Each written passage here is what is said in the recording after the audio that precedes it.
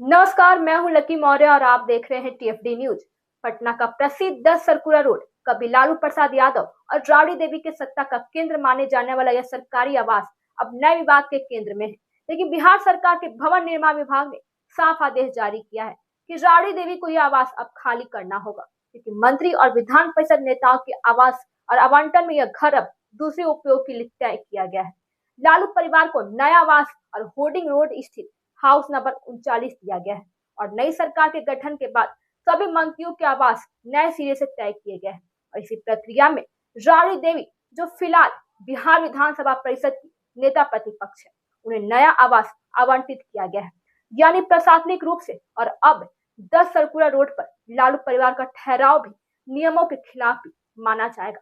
लेकिन साफ तो ये भी है कि इस कहानी में सबसे बड़ा सवाल यही है कि अगर राबड़ी देवी यह घर खाली करने से मना कर दे तो आगे क्या होगा? क्या बिहार सरकार उन्हें भी जबरन बाहर निकाल सकती है? क्या कोई कानूनी बाधा या सिर्फ एक औपचारिक प्रक्रिया है? सरकारी आवास किसी भी पूर्व मुख्यमंत्री और मंत्री, विधायक या अधिकारी को सिर्फ उनके पद और अधिकार के आधार पर आवंटित किया जाता है। लेकिन जैसे ही पद बदलता है, ये नया आवास दे दिया जाता है, तो पुराना आवास खाली करना अनिवार्य हो जाता है। किसी भी सरकारी आवास को खाली न करने की स्थिति में भी भारत में पब्लिक प्रीमाइसेस और एक्ट के तहत 1971 लागू होता है।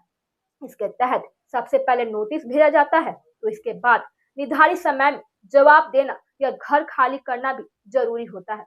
समय समाप्त होने पर यह कब्जा या अनधिकृत मान लिया जाता है। इसके बाद जिला प्रशासन को कार्रवाई का अधिकार मिल जाता है। इसमें पुलिस बल के साथ जबरन बेदखली तक की कार्रवाई भी की जा सकती है। और इसके बाद भी अगर राबड़ी देवी सर्कुलर रोड का सरकारी बंगला खाली करने से इनकार कर दे, तो बिहार सरकार के पास कुछ वैध विकल्प भी होंगे। जिसके बाद पहला कदम होता है नोटिस। सरकार एक दूसरा रिमाइंडर नोटिस भेज सकती है, जिसमें खाली करने की समय सीमा भी तय होगी। इसके तहत अगर तय सीमा में घर खाली नहीं होता है, तो राज्य सरकार इस कब्जे को अनधिकृत घोषित कर देगी। इसके बाद डीएम और प्रशासन को अधिकार मिलते हैं कि वे कानून के अंतर्गत घर खाली करवाएं। जरूर और जरूरत पड़ने पर पुलिस बल का उपयोग भी किया जा सकता है। हाल के वीआईपी मामलों में इसे सबसे अंतिम विकल्प रखा जाता है। और साथ में साफ शब्दों में ये भी हाँ है कि नियम इसकी पूरी अनुमति देते हैं। लेकिन राजनीतिक संवेदनशीलता और राबड़ी देवी की पूर्व मुख्यमंत्री की हैसियत को देखते हुए यह कदम उठाना सरकार के लिए भी आसान नहीं होगा। अधिक संभावना यही रहती है कि बातचीत और औपचारिक प्रक्रिया के जरिए भी मामला को सुलझाया जा सकता है। और साथ ही में इसके साथ एक और राबड़ी आवास को खाली करने का भवन निर्माण विभाग ने आदेश जारी कर दिया है।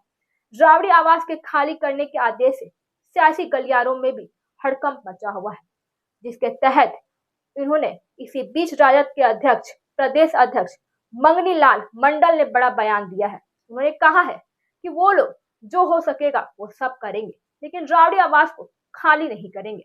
साथ ही उन्होंने नीतीश सरकार को चुनौती देते हुए कहा है कि यह कार्रवाई राजनीतिक देश में की गई है और इसके तहत दरअसल बिहार में जहां एक और नई सरकार के गठन के बाद प्रशासनिक प्रक्रिया तेज है, तो वहीं दूसरी ओर लालू परिवार की मुश्किलें थमने का नाम नहीं ले रही है। बिहार विधानसभा चुनाव में भी मिली करारी हार और पारिवारिक कला के उजागर को होने के बाद भी अब लालू परिवार से राबड़ी आवास भी छीन लिया गया है, जिसके बाद उन्हें और भी राज्य प्रदेश अध्यक्ष मंगनी लाल मंडल ने भी राबड़ी देवी के सरकारी आवास खाली करने के सवाल पर भी और साफ शब्दों में कहा है, कुछ भी करना पड़े करेंगे, लेकिन बंगला खाली नहीं करेंगे।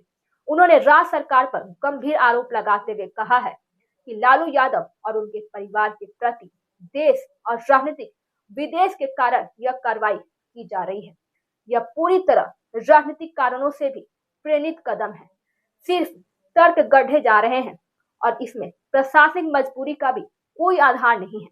मंडल सवाल उठाया है कि राबड़ी देवी 20 वर्षों से पूर्व मुख्यमंत्री के रूप में उस बंगले में रह रही हैं। अगर यह गलत था तो इतने सालों में मकान क्यों नहीं खाली कराया गया? क्या एक ये परिवार से 2 पूर्व मुख्यमंत्री उसी आवास में रहते थे या फिर भी अब जाकर इसे कांक्रीट रद्द करने की कोशिश क्यों है?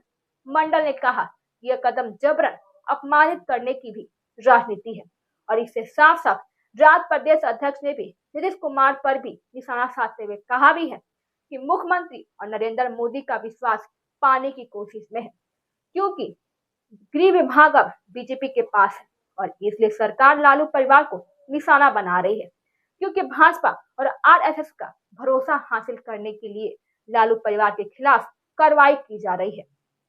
इसीलिए ऐसी तमाम खबरों से जुड़े रहने के लिए देखते रहिए टीएफडी न्यूज और हमारे चैनल को सब्सक्राइब कीजिए, बेल आइकन दबाइए।